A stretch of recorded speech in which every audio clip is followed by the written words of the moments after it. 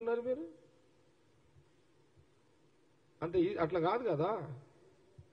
కల్తీ సిమెంట్లతో బ్రిడ్జిలు కట్టి మీరు అదంటే పడిపోతుంది. కల్తీ సిమెంట్లతో కట్టిరు కాబట్టి ఇది కల్తీ కాదు, ఇది ప్యూర్ 135 years 135దా అది 135 ఏళ్ళ బునాది మర్రి చెట్టు కాంగ్రెస్ పార్టీ ఇది. కాబట్టి మీరు మా ముందు మా మీద కౌంటర్లు వేసేటప్పుడు మా మీద మాట్లాడేటప్పుడు ఒళ్ళు దగ్గర పెట్టుకొని మీరు మాట్లాడితే మీకు కొంత ఉపయోగపడుతుంది. అది మీకు ఇచ్చే ప్రశాంత్ రెడ్డికి ఇచ్చే సలహా.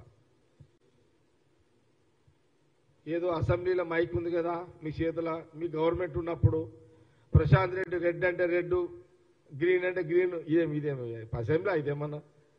అది అసెంబ్లీ నడిచింది. ఎందుకంటే నీ చేతిలో బటన్ ఉంటుంది, స్పీకర్ నీ చేతులు ఉంటాడు కాబట్టి సరే చిట్టి రాసిపోతే రెడ్ లేకపోతే గ్రీన్ అంటే గ్రీన్ అంటే ఆయన నడుస్తుంది. అడిగి నడవదు కదా, ఈ బయట ప్రపంచంలో నడవదు అట్లా. ప్రశాంత్ రెడ్డి అట్లా నడవదు, అట్లా ఏదో మాట్లాడితే అట్లా నడవదు. అదంతా జగ్గారెడ్డి పదవులు అవసరం లేదు. కాంగ్రెస్ పార్టీలో నేను ఒక వెపన్, నేను ఒక ఆయుధాన్ని కాంగ్రెస్ పార్టీలో. ఈ ఆయుధానికి గుర్రాల లేదు, ఏమి పోస్టులు అవసరం లేదు. దీనికి ఆయుధమే. నేను ఒక ఆయుధాన్ని కాంగ్రెస్ పార్టీలో, నేను ఒక ఆయుధాన్ని, ఒక వెపన్. నాకు ఎలాంటి పోస్టులు లేవు. మీకు పోస్టులు ఉంటేనే. ఇప్పుడు నేను జగ్గారెడ్డి అంటారు, కేటీఆర్ ఏమంటారు, కేసీఆర్ కొడుకు అంటారు, హరీష్ రావుని ఏమంటారు, మేనల్లుడు అంటారు, కవితని కేసీఆర్ బిడ్డ. అది కరెక్టే, వాళ్ళ బిడ్డలే, కొడుకులే. కానీ రాజకీయాలలో మీకు బ్యాక్గ్రౌండ్ చెప్పుకుంటే కానీ మీరు లీడర్ కాలేకపోయారు. జగ్గారెడ్డి బ్యాక్గ్రౌండ్ ఏం లేకుండానే జగ్గారెడ్డిగా నేను లీడర్గా ఎదిగిన ఈ రాష్ట్రంలో. ఏడన్నా రాష్ట్రం 2 రాష్ట్రాలు ఎక్కడన్నా పోదాం, హరీష్ రావు అంటే ఎక్కడ మినిస్టరా, లేకపోతే హరీష్ రావు కేసీఆర్ మేనల్లుడా ఇట్లా అనాలి. జగ్గారెడ్డి అనగా అరే జగ్గారెడ్డి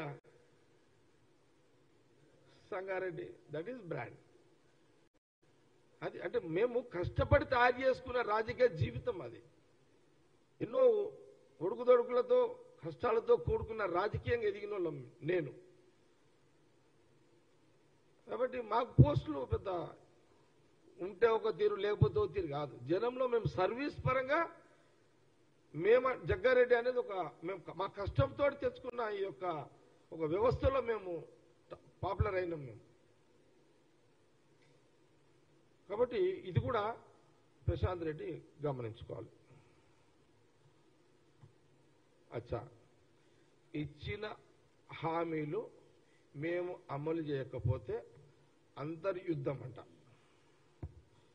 అంతర్యుద్ధం అంటే ఏంటిది? అంటే మా మీద యుద్ధమా, మీ లోపల యుద్ధమా?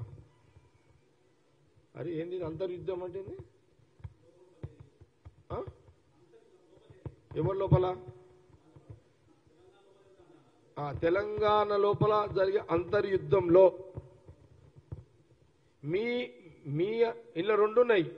అంతర్యుద్ధం అంటే మీ పార్టీలో జరిగే అంతర్యుద్ధం ఒకటి, కాంగ్రెస్ మీద దుంకే అంతర్యుద్ధం ఒకటి. ఓకే, మీ అంతర్యుద్ధంలో నేను చాలాసార్లు చెప్పిన, మీ అంతర్యుద్ధంలో మీకు పొక్క పెట్టేది, మీకు పొడిచేది హరీష్ రావే.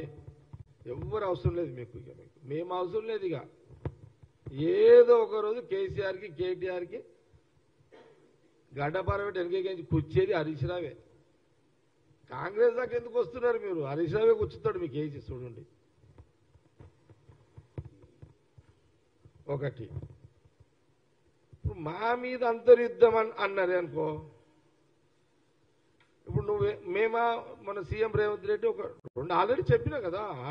ఈరోజే వచ్చింది మా పొన్నం ప్రభాకర్, మా ట్రాన్స్పోర్ట్ మినిస్టర్ గారు ఒకటి రిలీజ్ చేసాడు. పొన్నం ప్రభాకర్ గారు ఈ రోజుకి 15 కోట్ల మంది తెలంగాణలో ఆర్టీసీ బస్సులో ఉచితంగా మహిళలు ప్రయాణం చేసినట్టుగా ఈరోజు పొన్నం ప్రభాకర్ మా మినిస్టర్ గారు చెప్పడం జరిగింది.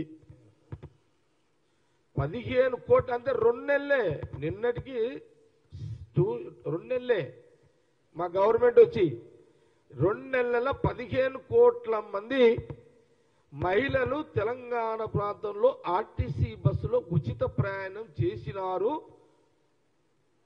అని మా పొన్నం ప్రభాకర్ గారు ట్రాన్స్పోర్ట్ మినిస్టర్ గారు చెప్పడం జరిగింది.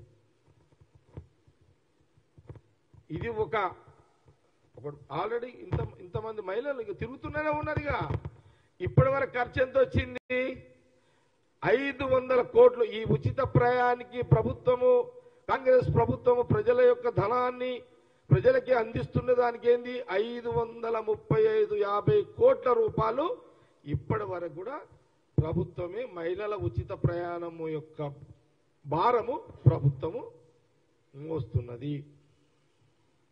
ఇది ప్రజలు డైరెక్ట్ గా బెనిఫిట్ పొందుతున్నారు కదా. ఇప్పుడు దవాఖానాలో పోతున్నది ఆ లిస్టు తెప్పిస్తాను నేను, మళ్ళీ నెక్స్ట్ మాట్లాడతా. నేను ప్రశాంత్ రెడ్డికి ఏం చెప్తున్నా అంటే, ప్రశాంత్ రెడ్డి అనుకో, లేకపోతే కేటీఆర్ అనుకో, లేకపోతే హరీష్ రావు అనుకో, ఏం చెప్తున్నా అంటే, మా ముందు యుద్ధానికి వచ్చేటప్పుడు ముస్లింలకు మీరు 12% రిజర్వేషన్ ఇస్తామని చెప్పి మోసం చేసిరు. 9 ఏళ్ళు పరిపాలించారు. మేము ఊరుకుంటామా?